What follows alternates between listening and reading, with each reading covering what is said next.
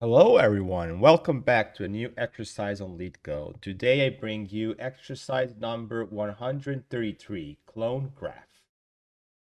We have given a reference of a node in a connected unified graph, which this means that every single edge doesn't have a direction.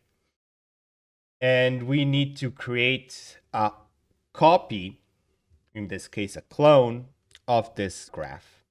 So we cannot return the same reference of the original node that we got, but we need to return a copy, and every single node has to be a new copy of the original node.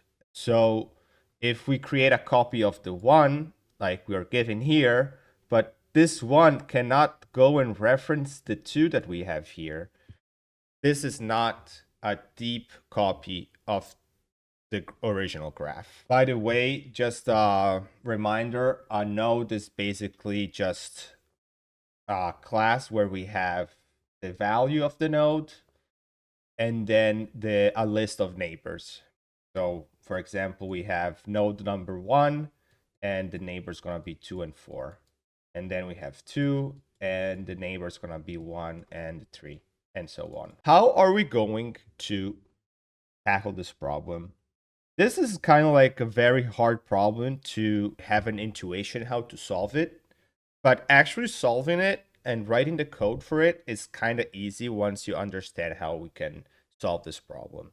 So there's two different approaches, but today we're going to just focus on the first solution that I think is nicer. It's more clear and it requires less writing, and I think it's also faster. Today, we're going to solve it with hash maps plus DFS.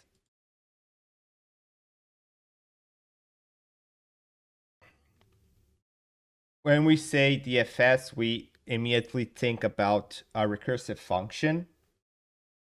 And let me just show you how our algorithm works before actually going in our example. So we have two options. First, we have that if the node that we're currently looking at is in our hash map, then we return the copy. But if we haven't visited the node yet, we gotta create a copy. And then for the copy, we have to add a copy of its neighbors. So let's just go and look how the procedure of our algorithm is. We have the node number 1, and we see that in our hash map, this is our hash map here, this little drawing I did at the beginning, doesn't have any node of value 1. So what do? We create a new node. So we create the copy 1, and we add it to our hash map. Then we are going to call our DFS function for each neighbor of our original node. So what is the neighbor of 1? The first neighbor is going to be 2. And do we have 2 in our hash map? No, we don't. So we create a copy of 2. And we map the original node with its copied node. Just a reminder, these copied nodes have no neighbors, so we cannot just copy each single node and that's it. We just return no, because there's no connection. It's not a graph. It's just nodes lying around with no reference. In fact, if we just return the nodes like this, we just return one node with an empty list of neighbors, which is not what we want. Now we see that the first node of 2 is 1, and 1 we have already in our hash map. So we return the copied version of 1, and we add it to the neighbors of 2. And just as a reminder, because we are working with references and not values, what is this 1? This 1 is this. okay, is not this one, is the copied version of 1. Okay. So we keep going. What is the second neighbor of 2? Is 3. We have 3 here. We know that 3 it doesn't exist in our hash map, so we create a copy 3. And we check the neighbor. The neighbor is going to be 2, and we add the 2 here.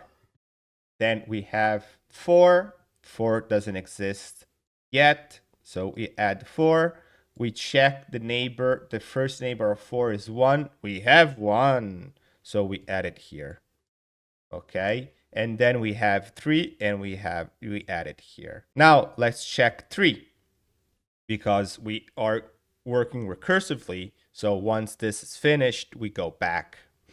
So 3 is the next neighbor is 4. So we have 4 in our hash map, and we add it. Let's go back to 2. 2. We put 1 already. The next node is 3. We have 3 in our hash map, and we put it inside. Then we have 1. What happens to 1? We have 2, and we add it. And then we have 4, and we add it. And now we see that our graph is completely copied, and there's no reference to the original graph or any reference to any node of our original graph. And then we just return the node number 1, because that's the node that we got at the beginning, and we are done with our algorithm. So let's jump into LeetCode and see how to code this problem. All right, so first thing first, if node is null, this is just edge case. So if it's null, we return null. So let's start with creating our hash map. So we have map of node map, and now we can call our DFS function. And to make it clear, our DFS function has to return a node, because we are using our DFS function to add the copied neighbors to our copied node. So return DFS, and we pass the node. We technically have to pass the map too, right? Now, public node DFS, and we are passing a node, so we call it node, and then we pass our hash map, so map. And let's itemize this map, because then it's gonna be a big problem. And we have node. Okay, first thing first, if the node is present in our hash map, then we return the copied node. So if map.get node not null, return map.get node. And now we are actually going to start with our algorithm.